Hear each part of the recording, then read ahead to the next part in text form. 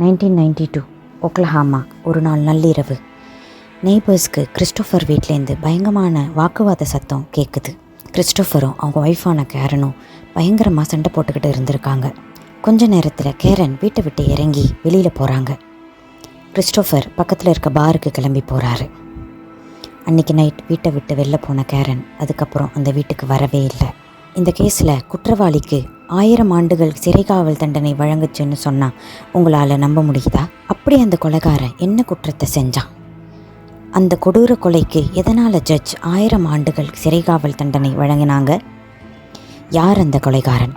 அவன் கொலை செஞ்சது யாரை? அன்றைக்கி நைட் கேரன் வீட்டை விட்டு எங்கே போனாங்க? ஒருவேளை இறந்து போனது கேரன் தானா? இந்த கேள்விகளுக்கெல்லாம் விடை வீடியோக்குள்ளே இருக்குது. This is Crime Context channel and you are watching the missing case of Karen.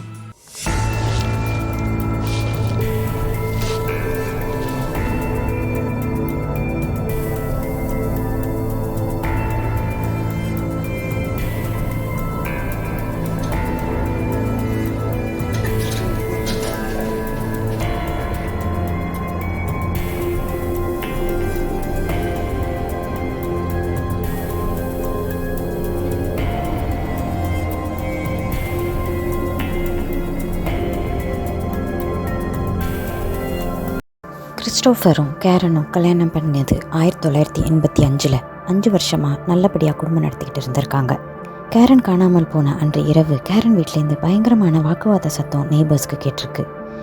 கேரன் no ப்ளீஸ்னு கத்துற சத்தம் நல்லாவே நெய்பர்ஸ்க்கு கேட்டிருக்கு.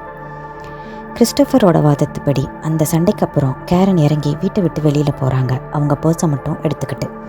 கிறிஸ்டோஃபர் அவரோட கார் எடுத்துகிட்டு பக்கத்தில் இருக்க பாருக்கு போயிடுறாரு. மறுநாள் காலைல கிறிஸ்டோஃபர் கேரன் ஒர்க் பண்ணுற ஆஃபீஸ்க்கு ஃபோன் பண்ணி கேரன் வந்துட்டாங்களான்னு கேட்டப்போ கேரன் வரவும் இல்லை, லீவும் சொல்லலைன்னு ஆஃபீஸில் தெரிவிக்கிறாங்க. உடனடியாக கிறிஸ்டோஃபர் போலீஸ்க்கு ஃபோன் பண்ணி கேரனை காணுங்கிறத இன்ஃபார்ம் பண்ணுறாரு. வீட்டுக்கு வந்த போலீஸ் நோட் பண்ணுற முதல் விஷயம் என்னென்னா, ஒருவேளை கேரன் வீட்டை விட்டு போகணுன்னா அவங்க வீட்டிலேருந்து பல திங்ஸை எடுத்துகிட்டு போயிருக்கணும். உதாரணத்துக்கு அவங்களோட பர்ஸ், அவங்களோட கார், அவங்க யூஸ் பண்ணுற மேக்கப் கிட், அவங்களோட ட்ரெஸ் எதுவுமே எடுத்துகிட்டு போகல கேரன். பொடிநடையாகவே நடந்து கேரன் எவ்வளோ தூரம் போயிருப்பாங்க? எதுக்காக அப்படி வீட்டை விட்டு வெளியில் போகணுன்னு தான் போலீஸ் யோசிக்கிறாங்க. மேலும் போலீஸ் தெரிஞ்சுக்கிறது என்னென்னா, கிறிஸ்டோஃபருக்கும் கேரனுக்கும் வயசு வித்தியாசம் கிட்டத்தட்ட 15 வருஷத்துக்கு மேலே அப்படின்னும், கிறிஸ்டோஃபர் கேரனை விட 15 வயது இளையவர் என்பதையும் தெரிஞ்சுக்கிறாங்க. பெட்ரூம்குள்ளே ஒரு கார்பெட்டில் ப்ரௌன் கலரில் ஒரு ஸ்டெயின் இருக்கிறத போலீஸ் பார்த்துருக்காங்க. அந்த ஸ்டெயின் பிளட் ஸ்டெயினாக இருக்குமோன்னு போலீஸ் சந்தேகம் வந்திருக்கு. அப்போ அங்கேயே ஒரு ஸ்ட்ரிப் டெஸ்ட்டை கண்டக்ட் பண்ணியிருக்காங்க. ஸ்ட்ரிப் டெஸ்ட் அப்படிங்கிறது அவங்கக்கிட்ட ஒரு ஸ்ட்ரிப்ஸை வச்சு அந்த பிளட் ஸ்டெயின் மாதிரி இருக்கிற பொருளில் லைட்டாக ஸ்க்ராட்ச் பண்ணி அதில் தண்ணி ஊற்றினோன்னா டார்க் க்ரீன் கலரில் திரும்பிச்சுன்னா அந்த ஸ்டெயின் ஒரு பிளட்டுனால் ஆனது என்பது அர்த்தம். அந்த ஸ்ட்ரிப் டெஸ்ட்டில் போலீஸ்க்கு தெரிய வருது என்னென்னா, அது ஒரு பிளட் ஸ்டெயின் என்பது. இப்போ அது ஹியூமன் பிளட்டா அனிமல் பிளட்டான்னு போலீஸ்க்கு தெரியணும்.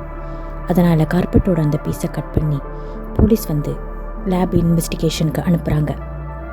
லேபில் கன்ஃபார்ம் பண்ணுறது என்னென்னா, அது ஒரு ஹியூமன் பிளட் என்பது தான். இப்போ போலீஸ் நினைக்கிறாங்க, இந்த கேஸ் ஒரு மிஸ்ஸிங் பர்சன் கேஸாக இருக்க சான்ஸ் ரொம்ப கம்மின்னும், இது ஒரு ஹோமிசைடாக இருக்கிறதுக்கு தான் வாய்ப்பு ஜாஸ்தி இருக்குன்னு போலீஸ் அச்சப்படுறாங்க. இப்போ போலீஸ் அந்த ரூம்குள்ளே லூமினால் டெஸ்ட்டை கண்டக்ட் பண்ணுறதுன்னு முடிவு பண்ணுறாங்க. லூமினால் டெஸ்ட் என்பது ஒரு வகையான கெமிக்கல் டெஸ்ட்டு. அந்த டெஸ்ட்டை கண்டக்ட் பண்ணுறது மூலமாக ஒரு ரூம்குள்ளே எங்கெங்கே பிளட் தெளிச்சிருக்குங்கிறத ஈஸியாக கண்டுபிடிக்க முடியும். அந்த ரூமில் லூமினால் டெஸ்ட் கண்டக்ட் பண்ண போலீஸுக்கு பயங்கர அதிர்ச்சி. ஏன்னா அந்த டெஸ்ட்டின் படி அந்த கெமிக்கல்ஸை ரூம் ஃபுல்லாக ஸ்ப்ரே பண்ணி பார்க்கணும்.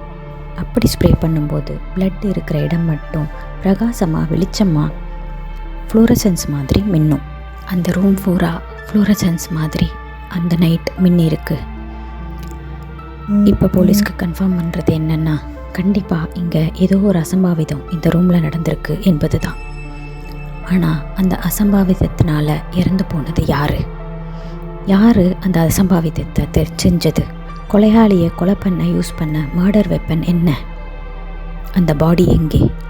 இந்த எந்த கேள்விக்குமே போலீஸ்கிட்ட விட கிடையாது. போலீஸ்க்கு தெரிஞ்ச ஒரே விஷயம் என்னென்னா, அந்த ரூமில் பயங்கரமாக இரத்த கசிவு ஏற்பட்டு யாரோ ஒருத்தர் இறந்து போயிருக்காங்க. அவரை யாரோ ஒருத்தர் பலமாக தாக்கி கொன்று இருக்காங்க என்பது தான். ஆனால் அது கேரனோடது தான் ப்ரூவ் பண்ண போலீஸுக்கு நிறைய விஷயங்கள் தேவைப்படுது. போலீஸுக்கு அவங்க முன்னாடி வந்திருக்கிற சில கேள்விகள் என்னென்னா, இந்த ரூமில் கொலை செய்யப்பட்டது யார் அவங்கள கொலை செஞ்சாங்க, எந்த மர்டர் வெப்பனை யூஸ் பண்ணி கொலை செஞ்சாங்க, அந்த மர்டர் வெப்பன் இப்போ எங்கே, காணாமல் போன கேரன் எங்கே இருக்காங்க, ஒருவேளை அவங்க தான் இங்கே கொலை செய்யப்பட்டிருக்காங்களா, அவங்கள கொலை செஞ்சது யார், இந்த மாதிரி பல கேள்விகள் போலீஸ் முன்னாடி வந்து நிற்கிது. கேரனோட அப்பா அம்மா இறந்து போயிட்டதுனால போலீஸ்க்கு கிடைச்ச பிளட் சாம்பிளை கம்பேர் பண்ணி அது கேரனோட பிளட் தானான்னு கண்டுபிடிக்கிறதுக்கு போலீஸ்க்கு எந்த வழியும் கிடைக்காம போகுது. அதனால் இப்போ போலீஸ் இந்த கேஸில் எஃபிஐயை இன்வால்வ் பண்ணுறாங்க. எஃபிஐ டீம் என்ன பண்ணுறாங்கன்னா, கேரனோட 3 குழந்தைகளையும், கேரனோட ஒரு எக்ஸ் ஹஸ்பண்டையும் மற்றும் கேரனோட பிளட் சாம்பிள்ஸ் எல்லாத்தையுமே மாஸ் ஸ்பெக்ட்ரோமெட்ரி இந்த வகையில் கம்பேர் பண்ணுறாங்க. எல்லார் பிளட் டிஎன்ஏவிலையும் இருந்த ஒரு சிங்கிள் பேண்டு அந்த ரூமில் கிடைச்ச பிளட் சாம்பிளோட எக்ஸாக்டாக மேட்ச் ஆகுது. இதுக்கு என்ன அர்த்தம்னா, அந்த ரூமில் அவ்வளோ ரத்தம் சந்தி இறந்து போனது கேரன் மட்டுமே என்று. உடனடியாக போலீஸ் அவரோட ஹஸ்பண்டான கிறிஸை கைது செய்கிறாங்க. கிறிஸ் சொன்ன மாதிரி கேரனுக்கும் கிறிஸ்க்கும் நடுவில் பயங்கர வாக்குவாதம் அன்று இரவு நடந்திருக்கு. ஆனால் அதுக்கப்புறம் கேரன் அந்த வீட்டை விட்டு வெளியிலே போகல. அந்த வாக்குவாதத்தோட தொடர்ச்சியாக கிறிஸ் கேரனை பலமாக தாக்கியிருக்காரு. தாக்குனதோடு இல்லாமல் அந்த தாக்குதலில் கேரன் இறந்தும் போயிருக்காங்க. ஏகப்பட்ட பிளட் ரூம் முழுக்க சிந்தியிருக்கு. அதனால் கிறிஸ் என்ன செய்வதென்று தெரியாமல் கேரனோட பாடியை அங்கே விட்டுட்டு பக்கத்தில் இருக்க பப்புக்கு அவர் கார் எடுத்துக்கிட்டு போகிறாரு. அங்கே போய் கொஞ்சம் நேரம் செலவு செஞ்சு இவர் கேரனோட பாடியை என்ன செய்யலான்னு யோசித்து முடிவு பண்ணுறாரு. திரும்பவும் வீட்டுக்கு வந்து ஒரு பெட்ஷீட்டில் கேரனை சுற்றி வீடு முழுக்க இழுத்துக்கிட்டு போகிறாரு. பின்பு எங்கேயோ வச்சு கேரனோட பாடியை டிஸ்போஸும் பண்ணுறாரு. போலீஸ்க்கு இந்த கேஸில் இன்றைக்கு வரைக்கும் பாடி கிடைக்கல. ஆனால் வீடு முழுக்க சிந்தி இருந்த ரத்தத்தை வச்சும், கிறிஸ் மாற்றி போய் சொன்னதை வச்சும், கிறிஸ்க்கு பர்ஃபெக்டான அலிபை எதுவுமே இல்லாததை வச்சும் போலீஸ் கிறிஸை அரெஸ்ட் பண்ணுறாங்க.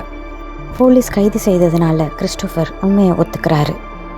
தான் போதையில் இருந்ததுனால தான் மனைவியை அடித்தே கொன்னதாகவும், அது தனக்கு ரொம்ப நேரம் கழித்து தான் உரைச்சதாகவும், பாடியை என்ன செய்கிறதுன்னு தெரியாததுனால தான் பாருக்கு போய் உட்காந்து யோசித்ததாகவும் சொல்கிறாரு. மேலும் அவர் பாடியை தன்னோட போதையில் எங்கே டிஸ்போஸ் பண்ணன்னு ஞாபகம் இல்லைன்னு போலீஸ்க்கு சொல்கிறாரு. கேரனோட ஸ்கல் முழுவதுமாக நொறுங்கி ஃப்ராக்சர் ஆகி இறந்து போயிருப்பாங்க அப்படிங்கிறது தான் போலீஸோட கணிப்பு. அந்த மர்டர் வெப்பனும் கிடைக்காததுனால, பாடியும் இல்லாததுனால ஜூரிஸ் இதை எந்தளவு ஒத்துப்பாங்கன்னு யோசிச்சுக்கிட்டே தான் ஜூரிஸ் முன்னாடி ப்ரெசென்ட் பண்ணுறாங்க. ஆனால் 2 மணி நேரம் மட்டுமே தேவைப்பட்டிருக்கு ஜூரிஸ்க்கு ஃபைனல் வேர்டிக்ட்டுக்கு அரைவ் பண்ணுறதுக்கு.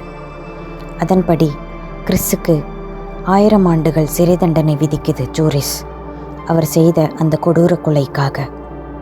ஒரு கேஸில் பாடியோ மர்டர் வெப்பனோ இல்லாமல் அந்த கல்பிரிட்க்கு தண்டனை வாங்கி கொடுத்த சில கேஸ்களில் இந்த கேஸும் ஒன்று.